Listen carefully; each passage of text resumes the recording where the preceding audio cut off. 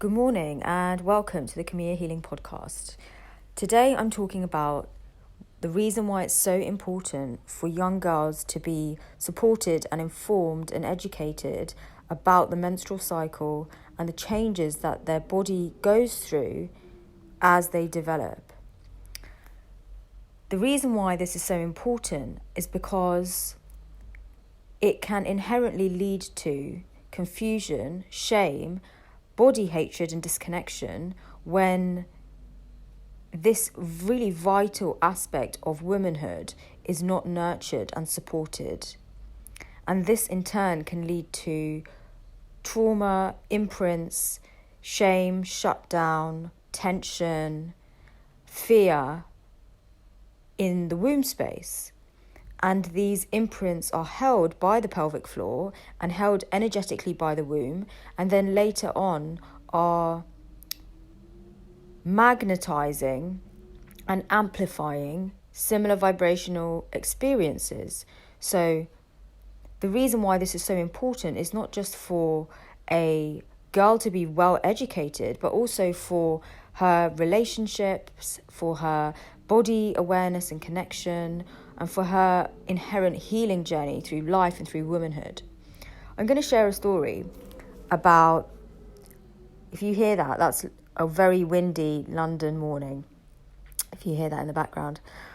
I'm going to share a story about my own journey of maturing and developing awareness of menstruation and where I started from.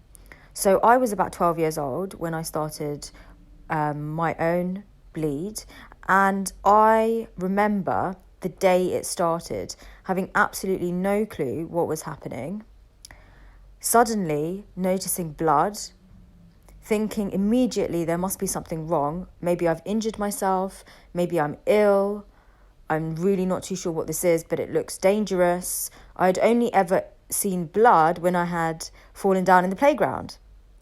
So for me to have blood coming from my vagina, it meant there was an emergency. It meant there was something wrong.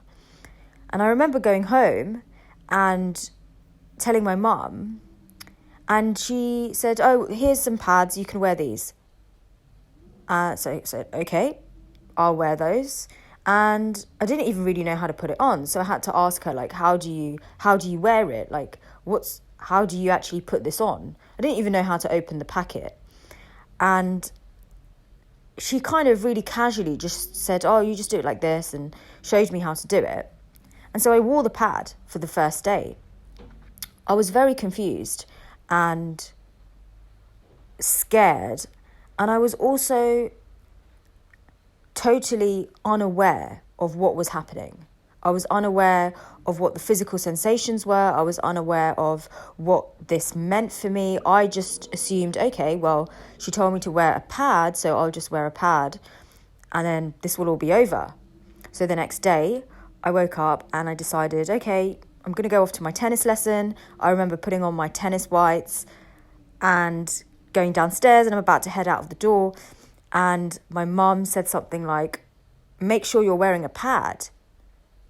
And I remember stopping and being like, "What? Why would I need to wear a pad?" And I was really confused. And I said, "Why would I need to wear a pad? I'm going to play tennis." And she said, "Because you're going to bleed for a week." And I remember in my body, first of all, total disbelief. I could not imagine that I would have to bleed for a week.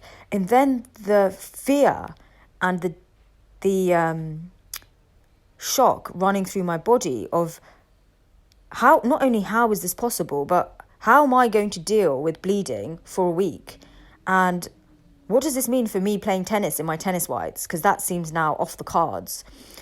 So that was my level of knowledge at 12 years old, turning into womanhood, having absolutely no idea how long a period lasts, thinking it lasts for maybe a few hours, and then going through the motions of being shocked, terrified.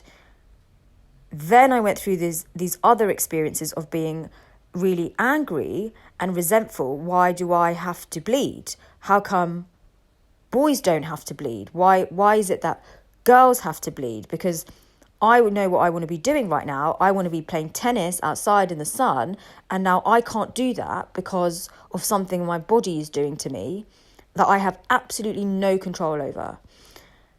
And the disappointment from that, and the grief and the anger of, why do I have to experience this? Why do I have to go through this?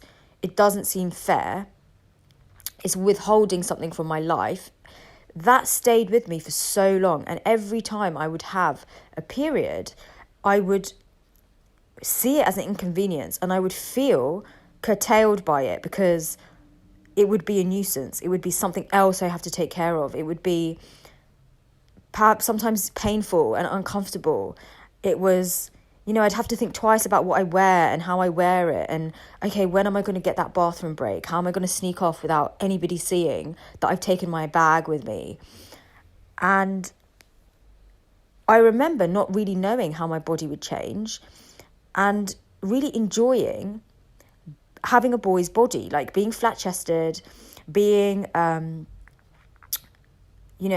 having very much body hair. And then my body starts changing and feeling really uncomfortable with why my body is changing when I'm not choosing for this to happen right now. So it almost was as if my body was doing something against my will.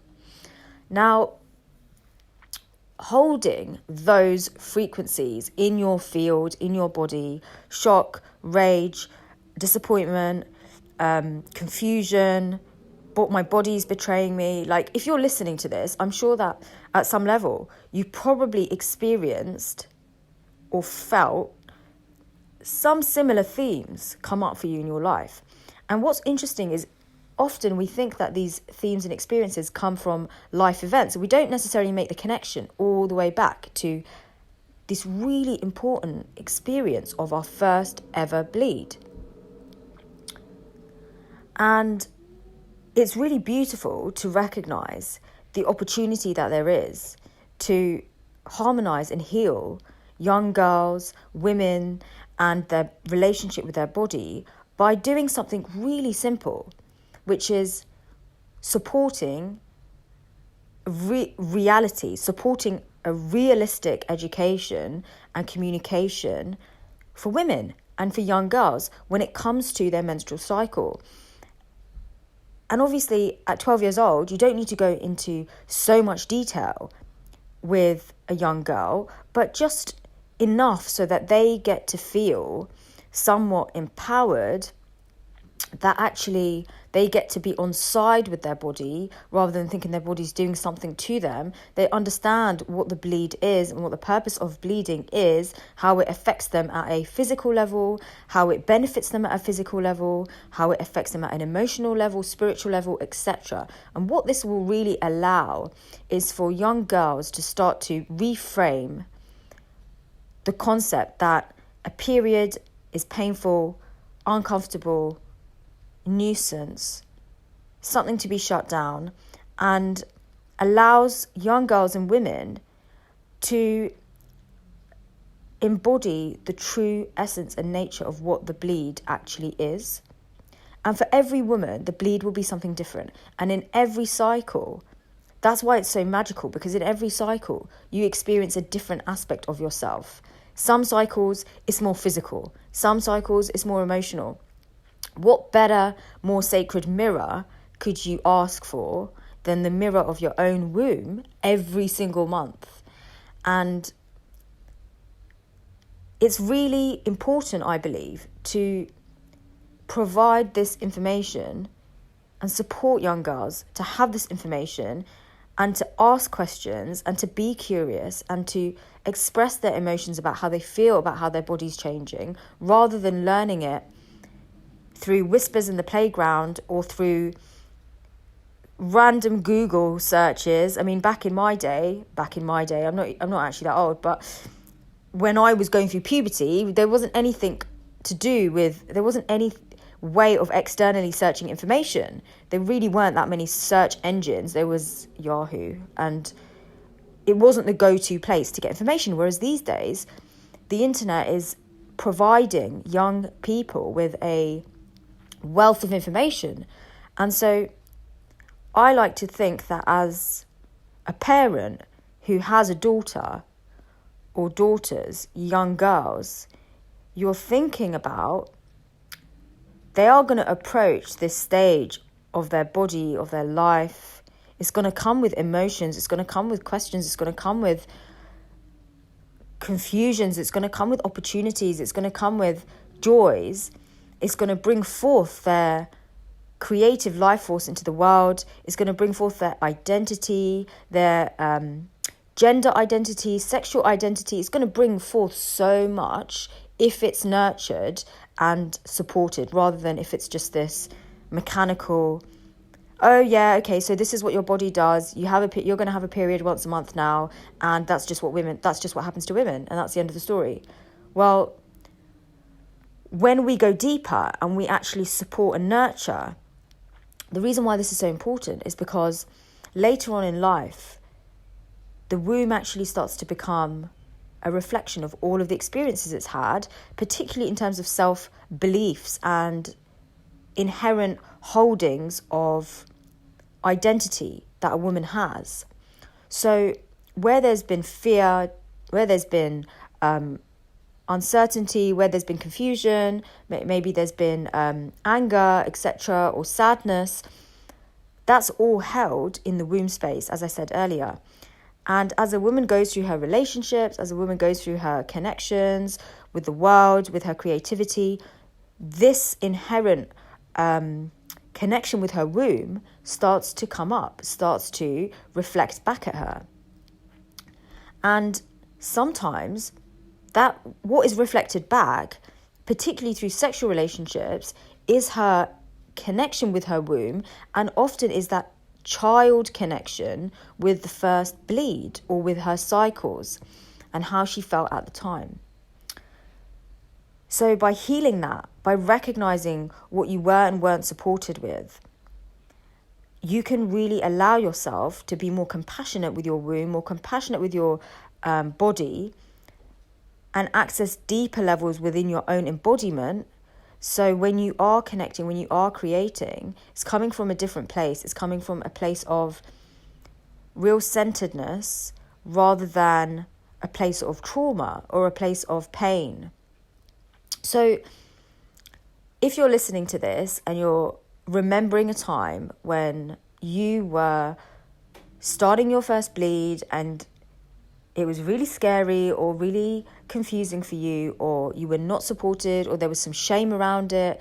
And often I hear this from clients where they, for example, had their bleed in public, or they had their bleed in the playground, and there was other children there, and it was a really scary experience for them because they didn't know what was happening, and then they felt like ashamed because there's something going on.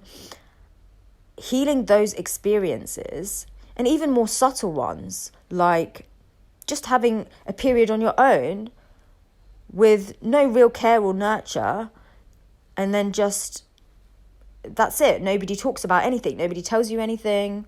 Nobody helps you connect with your womb. Nobody supports you to honor your cycle or to understand your own emotional body at that point in time and what's happening, and how that relates to your sexual energy and your sexuality.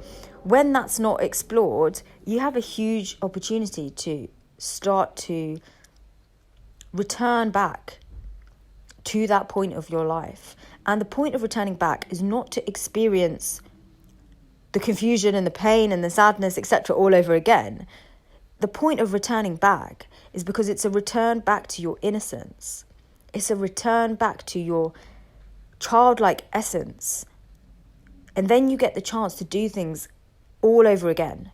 You get the chance to hold that young girl who was not told anything and actually guide her through. And you can visualize yourself doing that. You can feel it all. You can visualize yourself holding her, teaching her, guiding her, supporting her, and just seeing her as she goes through this transition. And if you go into that visualization exercise and just watch how her facial expression changes, watch how she starts to ask questions, and just let yourself be in full presence with that frequency of childlike, open curiosity, not knowing, mystery, vulnerability. When you sit with that, it will open up within you all those aspects.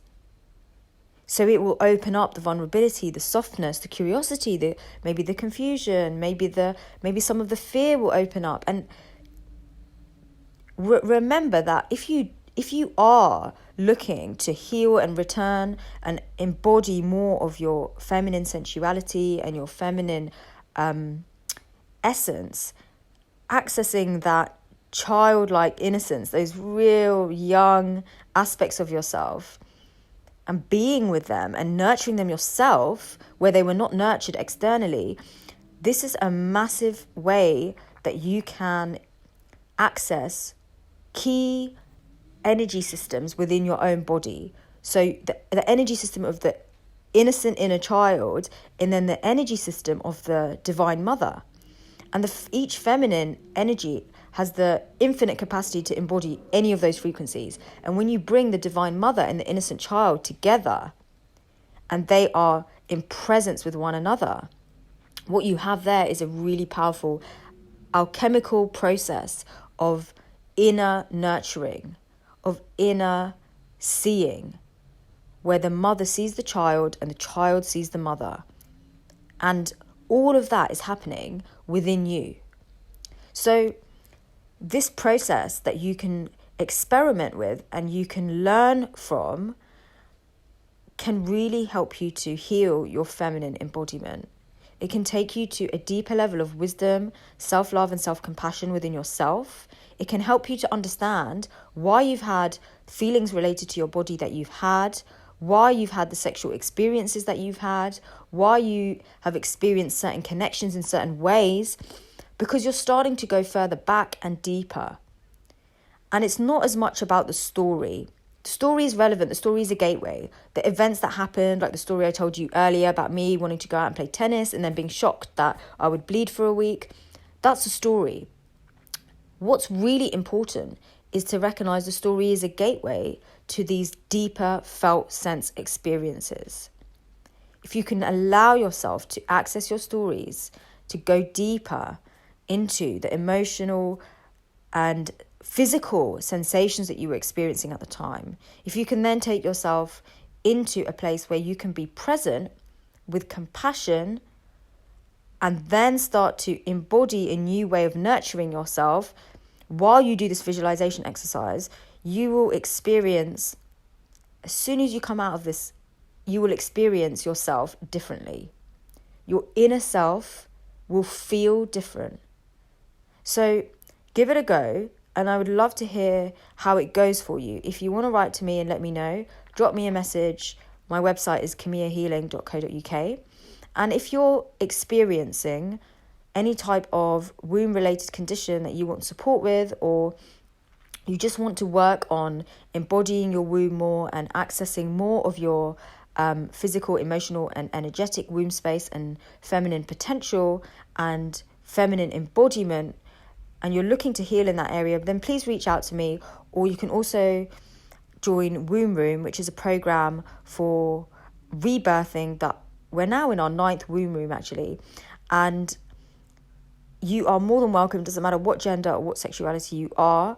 When we go into the cosmic womb, womb is completely gender and identity agnostic. Womb is the void of creation, and it helps to embody physical womb first, emotional womb first, before we go out there, further out and deeper, to allow us to heal these stories that we have, to allow us to heal, reconnect with these aspects of ourselves.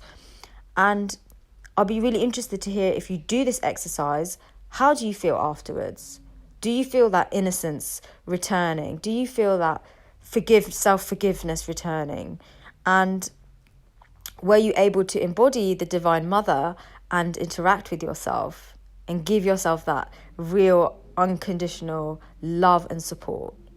So look forward to hearing from you, and see you next time.